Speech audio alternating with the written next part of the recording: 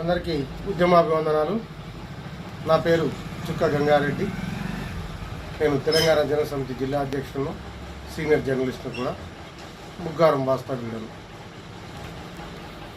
సరిగ్గా 2 సంవత్సరాల క్రితం 2022 మే 1వ తారీఖు రోజున బుగ్గారం పోలీస్ స్టేషన్ గేటు ముందు నాపై హత్యాయత్నం దాడి జరిగింది.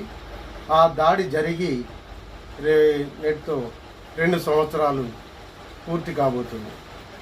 మరి 2 సంవత్సరాలు జరిగిన ఆ హత్యాయత్నం దాడిపై పోలీసులు సరైన చర్యలు తీసుకోలేదు.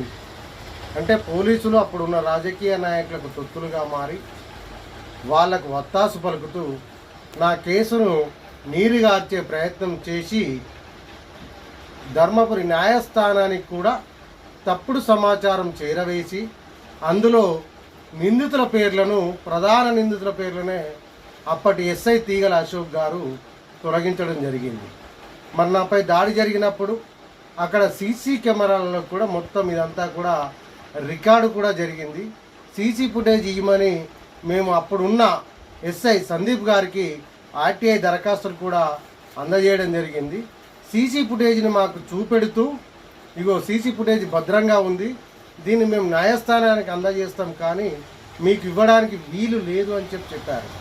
మరి ఆ సీసీ ఫుటేజ్లో ఉన్న వాళ్ళందరిపైన కూడా చర్యలు తీసుకోవాలని పోలీసు ఉన్నతాధికారులను, పోలీసులను అప్పుడే మేము కోరడం జరిగింది. అయినా ఆ రాజకీయ ఒత్తిళ్లతోనో లేకపోతే వాళ్లకు తొత్తులుగా మారో ఆ ఎస్ఐని ఇక్కడికి వెళ్ళి తక్షణమే బదిలీ చేశారు. తర్వాత వచ్చిన ఎస్ఐ తీగల అశోక్ గారు ఆ కేసును పూర్తిగానే క్లోజ్ చేసే ప్రయత్నం చేసి విఫలమై ఒక 3 పేర్లు, ప్రధాన నిందితుల పేర్లను అందులో నుంచి తొలగించడం జరిగింది. ఆ 3 పేర్లు మళ్ళీ చేర్చాలని మేము న్యాయస్థానాన్ని ఆశ్రయించి ప్రైవేట్ కంప్లైంట్ వేసి ప్రొటెక్టెడ్ పిటిషన్ కూడా ధర్మపురి కోర్టులో వేయడం జరిగింది. ధర్మపురి కోర్టులో విచారణ జరుగుతూ ఉంది.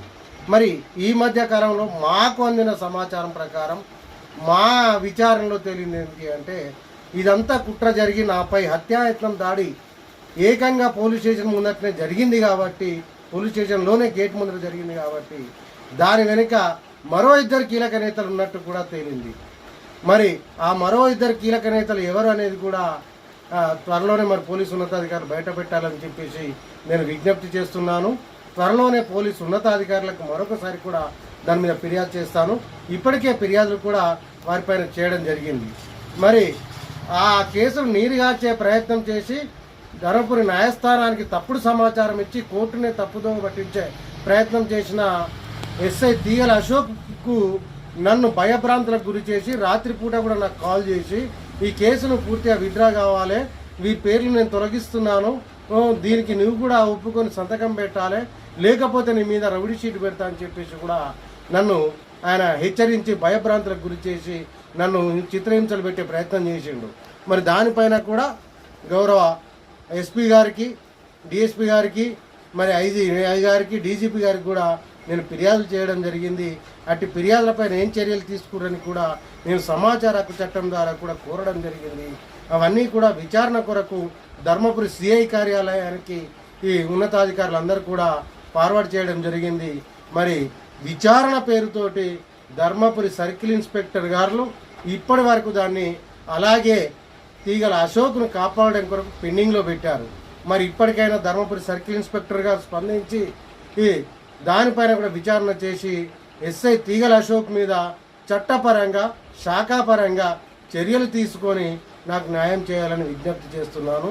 లేని పక్షంలో ఇదంతటి కథనం పైన నేను రాష్ట్ర అత్యున్నత న్యాయస్థానమైన హైకోర్టును కూడా ఆశ్రయిస్తానని కూడా నేను ఈ సందర్భంగా తెలియజేస్తా ఉన్నాను. అందరికీ ఉద్యమాభివందనాలతో సెలవు.